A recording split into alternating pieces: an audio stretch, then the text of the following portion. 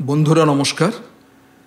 এসো গল্প শুনি ইউটিউব চ্যানেলে আমি কামাল আপনাদের সবাইকে স্বাগত জানাই।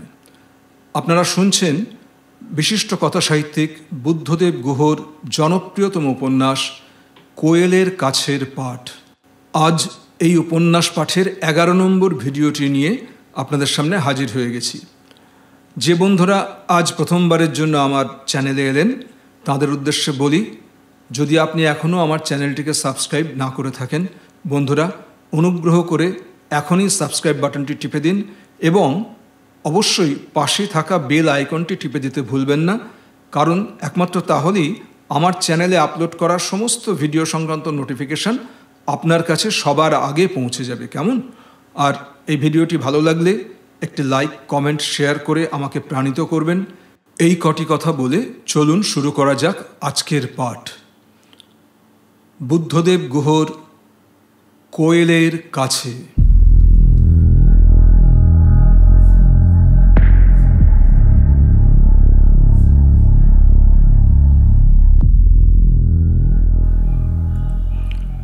সাতাশ। এই বন পাহাড়ের সব কিছুই কেমন অদ্ভুত। লোকগুলোও যেন থাকতে থাকতে অদ্ভুত হয়ে যায়। এই যে এত বড় কাণ্ডটা ঘটে গেল, জগদীশ পাণ্ডের দলবলকে যে নদীতে ফেলে দিল যশবন্ত, তার জন্য ওরা পুলিশে ডায়েরি পর্যন্ত করল না। শুনেছি জগদীশ পাণ্ডের একটা পা ভেঙে গেছে, ওর বন্ধুর পাঁজরে চোট লেগেছে, অন্যজনের কলার বোন ভেঙে গেছে, অথচ তবু যেন কিছুই হয়নি। এমনি ভাব করে নেহাতি জিপ গাড়ি ব্রেক ফেল করে নদীতে পড়ে গেছে এই বলে ব্যাপারটা ধামাচাপা দিল। ওরা পুলিশে ডায়েরি না করায় যশবন্ত বেশ চিন্তিত আছে। সত্যি কথা বলতে কি, ওকে আগে কখনো এত চিন্তিত দেখিনি। আজকাল যখনই বাড়ি থেকে বাইরে বেরোয় ও পিস্তলটা সঙ্গে নিয়ে বেরোয়, কোমরে গোঁজা থাকে, ওর হাফ হাতা খাকি বুশশার্টের নিচে। আমিও যখনই বাড়ি থেকে বাইরে বেরোই তখনই বন্দুকটা নিয়ে বেরোই। অবশ্য বন্দুক দিয়ে শিকার করা চলে, ডাকাতি করা চলে, মানে আক্রমণাত্মক অস্ত্র হিসেবে বন্দুক ভালো, কিন্তু আত্মরক্ষার জন্য বন্দুক অচল। বনের রাস্তার মোড়ে অথবা জঙ্গলের সুঁড়ি পথে কোথায় যে জগদীশের দলবল লুকিয়ে থাকবে তা পূর্ব মুহূর্তেও জানা যাবে না, সময়ও পাওয়া যাবে না। পিস্তলে এই সুবিধা, এইসব সময়ে মুহূর্তের মধ্যে পিস্তল থেকে কাছাকাছি গুলি ছোঁড়া যায়। জানি না কেন যশবন্ত প্রায়ই বলছে আজকাল যে জগদীশ পাণ্ডের কাছ থেকে আমার বোধহয় কোনো ভয় নেই। প্রথম কারণ এই যে যশবন্ত নিশ্চিতভাবে জেনেছে যে আমার চাকরি শিগগিরই যাচ্ছে। দ্বিতীয় কারণ, ঝগড়াটা নাকি এখন যশবন্ত আর জগদীশ পাণ্ডে এই দুজনের ব্যক্তিগত ব্যাপারে দাঁড়িয়ে গেছে। এ ব্যাপারে বোধহয় দুপক্ষেরই মতামত এই যে অন্য কাউকে এর মধ্যে না জড়ানোই ভালো। কবে কখন এই দুই শত্রু এমন বোঝাপড়ায় এলো তা অবশ্য জানি না। তাই যদি হয়ে থাকে তবে এর পরিণাম খারাপ, খুবই খারাপ। জগদীশ পাণ্ডের যতটুকু পরিচয় পেয়েছি তাতে সে করতে পারে না এমন কাজ সত্যিই নেই। যশবন্তের বেলাতেও সে একই কথা প্রযোজ্য। অতএব এরা দুজনে যদি এই ব্যাপারে একা একা ফয়সালা করতে চায় তবে যে কি ঘটনা ঘটবে ঠিক ভাবা যায় না। জগদীশ পাণ্ডের সঙ্গে ওর ঝগড়া যে শুধু শিকার নিয়েই নয় তার একটু আভাস পেয়েছিলাম গতকাল। আমি আর যশবন্ত নাইহার থেকে জিপে ফিরছিলাম, হঠাৎ লালতির সঙ্গে পথে দেখা হয়ে গিয়েছিল। এক ঝুড়ি মহুয়া মাথায় নিয়ে লালতি শালবনের পথে গ্রামের দিকে যাচ্ছিল। যশবন্ত জিপটা প্রায় ওর গায়ের কাছে ভিড়িয়ে ওকে জাপটে ধরে কোলে তুলে চুমু খেয়েছিল। ঝুড়ি ভর্তি লালতির সব মহুয়া রাস্তায় পড়ে গেছিল। লালতি কপট ক্রোধে হাত পা ছুঁড়েছিল। তারপর তাকে জিপের বনেটের ওপর বসিয়ে দিয়ে যশবন্ত আমার সঙ্গে আলাপ করিয়ে দিয়েছিল। ये है मेरे दिल जान दोस्त लाल साहब, और ये लालती मेरे मुन्नी। যশবন্ত লালতির দিকে চেয়ে বলল, एक रात के लिए दुल्हन बनेगी लाल साहब की? नहीं नहीं বলেই লালতি মুখ ঘুরিয়ে নিয়েছিল। যশবন্ত চুট্টায় আগুন দিয়ে বলেছিল, क्यों मेरा दोस्त खूबसूरत नहीं? नहीं नहीं उस लिए नहीं तो किस लिए? উত্তরে লালতি চুপ করে রইল। অমনি যশবন্ত আবার ওকে জড়িয়ে ধরে ও সারা গায়ে সুরসুরি দিতে লাগলো। লালতি কিতকিত করে হাসতে হাসতে বলল, छोड़ो छोड़ो गुदगुदी लग रहा है।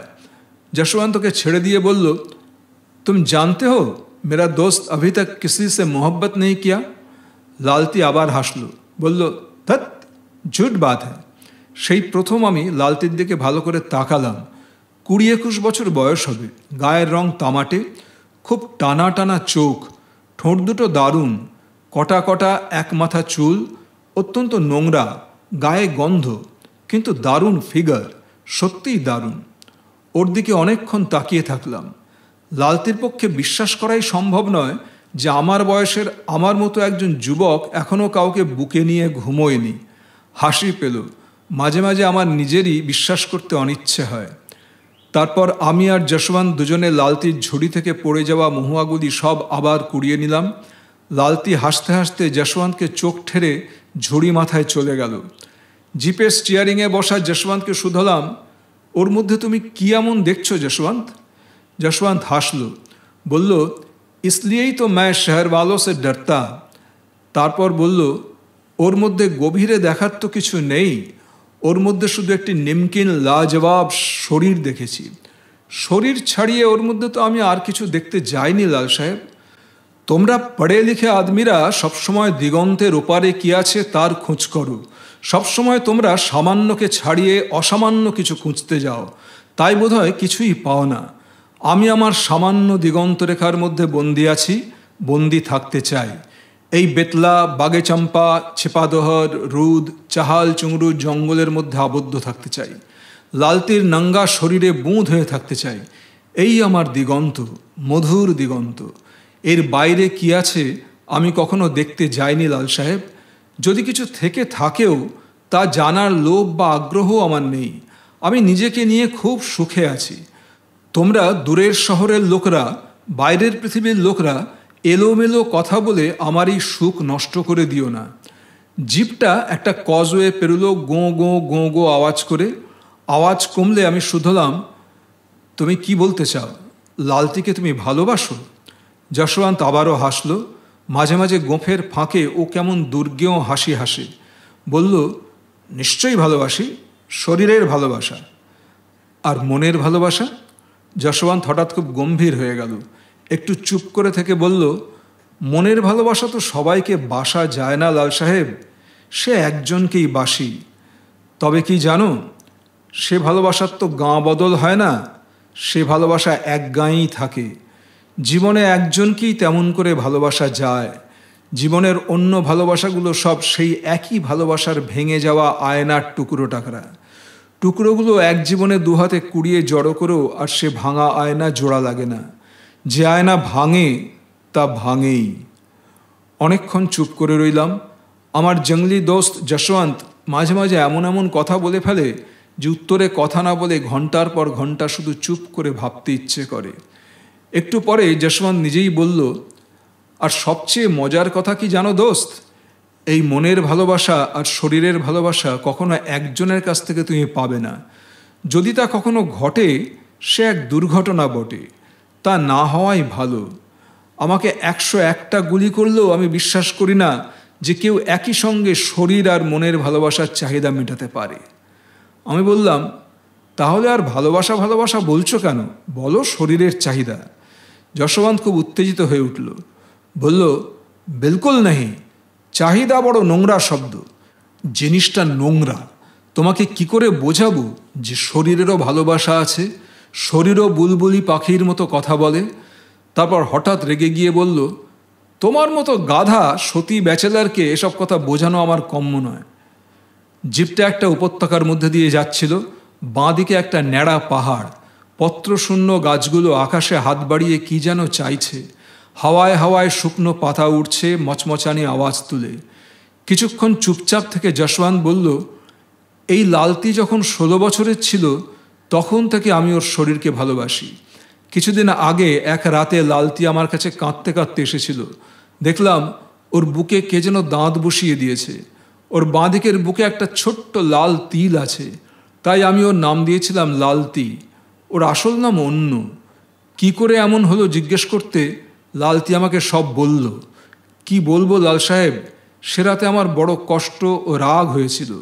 যে শরীরকে আমি ভালোবাসি সেই শরীরে কেউ হায়নার মতো দাঁত বসাবে এ আমি ভাবতে পারি না। তাছাড়া যেসব কমবকাত পুরুষ মেয়েদের কি করে আদর করতে হয় তাই শেখেনি, সেগুলোর কোনো অধিকারই নেই কোনো সুন্দর শরীরে হাত ছোঁয়াবার। তবু একটা খাটাস, একটা বদবু হায়না আমার লাল তিলের ওপর দাঁত বসিয়ে দিয়েছিল। সেদিন থেকে খাটাসটাকে আমি সহ্য করতে পারি না। আমার শরীরের ভালোবাসার শরিকের গালে ও দাঁত ছুঁয়েছে। আমি একদিন ওর জান নিয়ে নেব লাল সাহেব, তুমি দেখো, ওকে একদিন আমি জানে খতম করব। আমি অবাক হয়ে শুধলাম, কে সে লোক, কার এত দুঃসাহস? যশবন্ত এক অদ্ভুত শান্ত হাসি হাসল। তারপর জিপের গিয়ার বদলাতে বদলাতে দাঁতে দাঁত ঘষে বলল, हम लोगों का दोस्त जगदीश पांडे।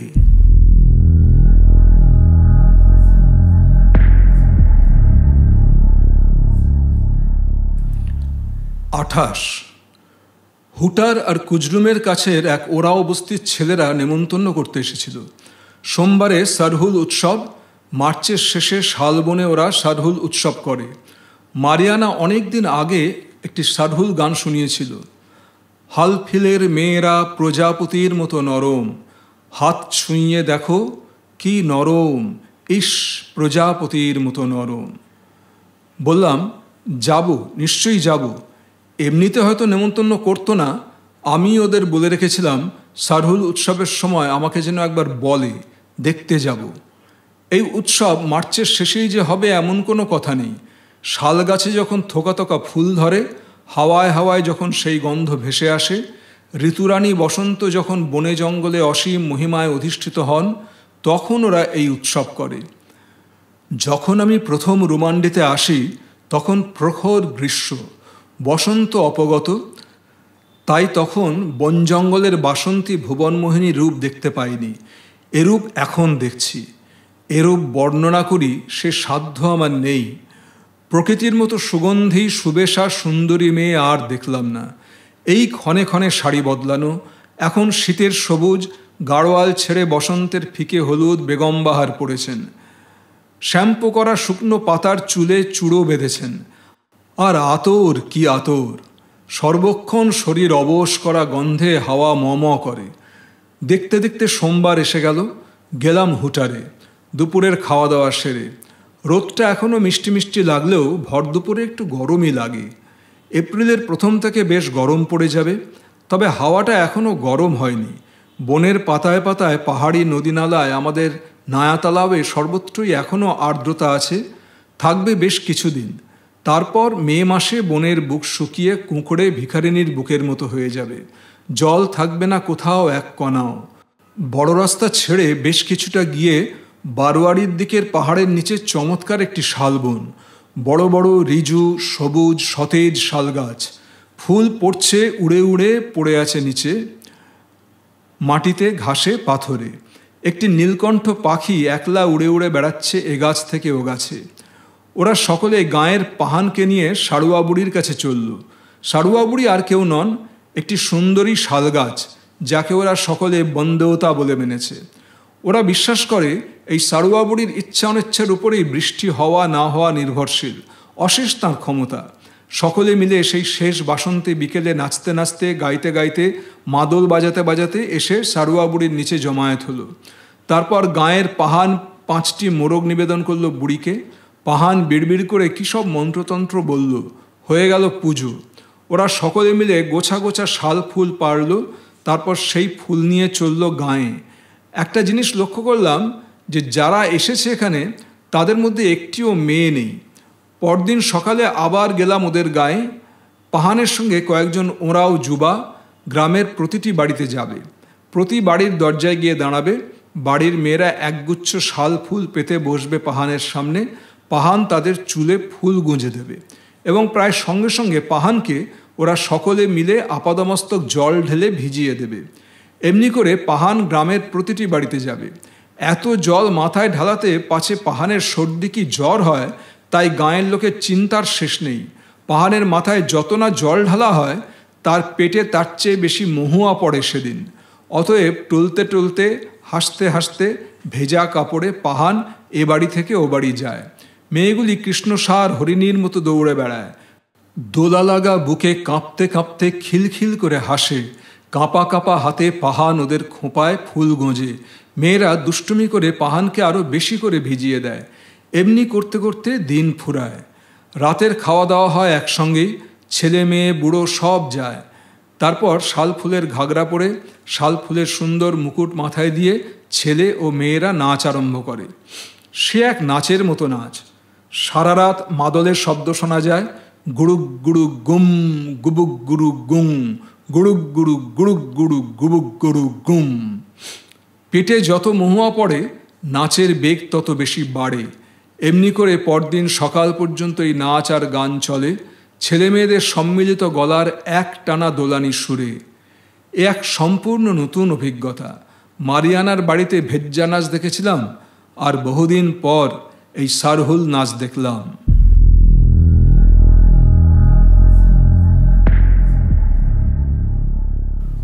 29। নয়া তালাবের কাছে সেই আমবাগানে নাকি ভাল্লুকের মরশুম শুরু হয়েছে। সেই বুড়ো ট্রাক ড্রাইভার ইতিমধ্যে আমাকে আরও কয়েকবার মনে করিয়ে দিয়ে গেছে তার প্রয়োজনের কথা, লজ্জার সঙ্গে, কুণ্ঠার সঙ্গে, ভয়ের সঙ্গে এসে। রামধানিয়া এসে বলছিল, সন্ধ্যের পর আমবাগানে আমের লোভে ভাল্লুকগুলো রোজই আসছে। এখন শুক্লপক্ষ, সন্ধ্যের পর চতুর্দিক জ্যোৎস্নায় ফুটফুট করে, জঙ্গলের নিচে বহুদূর অবধি নজর চলে। মাঝে মাঝে রাতে এখন পথে বেরোলেই হাতির দলকে জঙ্গলে ঘুরে বেড়াতে দেখা যায়। ওরা দল বেঁধে নয়া তালাবের দিকে যায় জল খেতে। কোনোদিন বা দেখা যায় না, জঙ্গলে শুধু শোনা যায় ডালপালা ভাঙার শব্দ। হাতির দল কোনোদিন কাউকে কিছু বলে না। গুন্ডা পাগলা হাতি থাকলে ভয়ের ব্যাপার। হাতির উপদ্রব বেতলার দিকেই বেশি। আমাদের এদিকে উপদ্রবকারী হাতি বড় একটা আসে না। ভাবলাম, চলে যাবার আগে একটা পুণ্যকর্ম যদি করে যেতে পারি, মন্দ কি? ট্রাক ড্রাইভারের তৃতীয় পক্ষের বউ যদি আশীর্বাদ করে আমায়, তা না জানি কোনো না কোনো উপকারে লেগে যাবে ভবিষ্যতে। সেদিন 8টা নাগাদ বেরিয়েই পড়লাম বন্দুকটা কাঁধে ঝুলিয়ে। আজকাল সন্ধেই হয় প্রায় 7টা নাগাদ। সূর্য আর পৃথিবীর শরীর ছেড়ে উঠতেই চায় না। যাই করতে করতেও বেলা যায় না। সূর্য গেলেও তার শরীরের তাপ সারা পৃথিবীর শিথিল শরীরে ছড়িয়ে থাকে। হাওয়ার নিঃশ্বাসে মহুয়া আর করঞ্জের বাস ভাসে। রাতচরা পাখিরা খুশির ফোয়ারা ছড়ায় ছোট ছোট ঠোঁটে। জঙ্গলে পাহাড়ে এ সময় হেঁটে বেড়ানোর মতো মনোরম অভিজ্ঞতা আর নেই। বড় রাস্তা ছেড়ে নয়া তালাবের রাস্তায় ঢুকে পড়লাম। এখান থেকে আমবাগান আরও মাইলখানেক। নানা কথা ভাবতে ভাবতে বন্দুকটা কাঁধে ফেলে চলেছি। 1/2 মাইলটা গেছি বড় জোর। এমন সময় পথের ডান দিকের একটি পাহাড়ি নালার বুকে শুকনো পাতা মারানোর মচমচ আওয়াজ পেলাম। একটুক্ষণ চুপ করে দাঁড়িয়ে থাকলাম। একটু পরে তার পাশেই আবার ওরকম মচমচ আওয়াজ শুনলাম। খুব কৌতূহল হলো, কী জানোয়ার অমন করছে তা দেখার। বন্দুকটায় 2টো এলজি পুড়ে নিয়ে পা টিপে টিপে ওদিকে সাবধানে এগোতে লাগলাম। কাছাকাছি যেতেই দেখলাম নালার বুকে আলো ছায়ার আধো অন্ধকার। অনেকগুলো বড় বড় পাথরে একটা টিলার মতো হয়ে রয়েছে।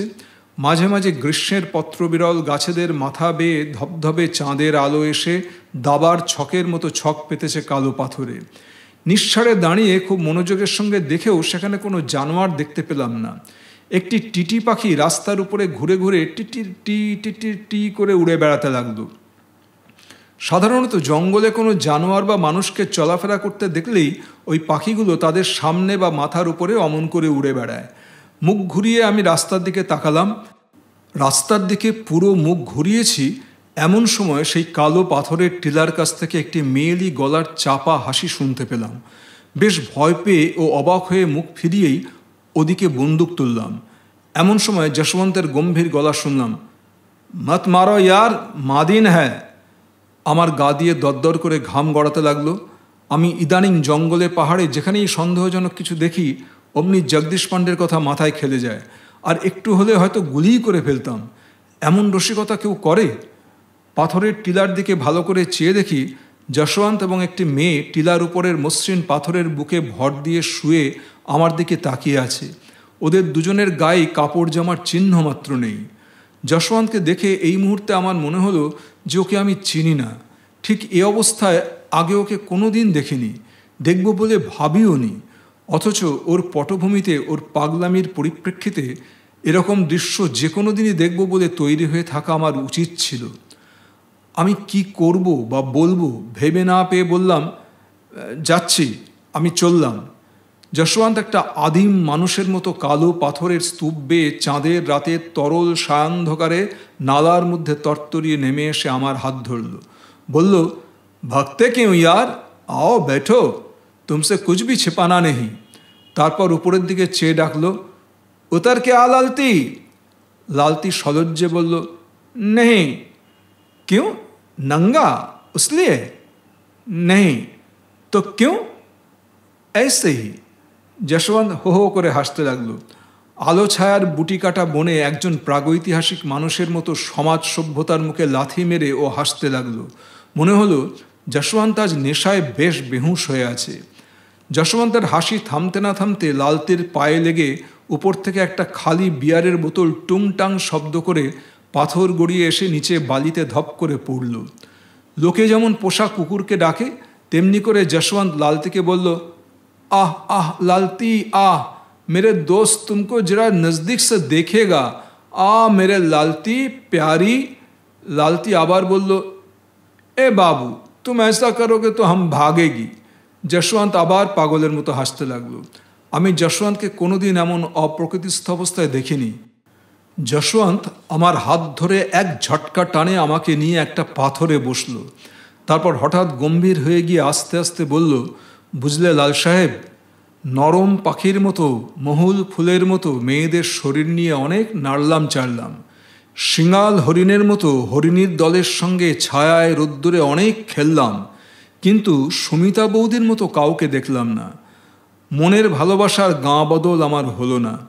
জানো লাল সাহেব, সুমিতা বৌদি আমার কাছ থেকে কিছু চেয়েছিল।